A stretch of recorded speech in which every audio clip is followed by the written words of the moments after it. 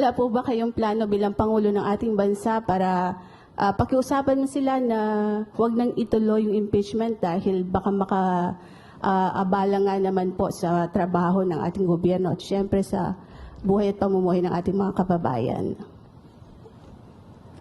The Senate has no choice. The House has no choice. They have to do this now.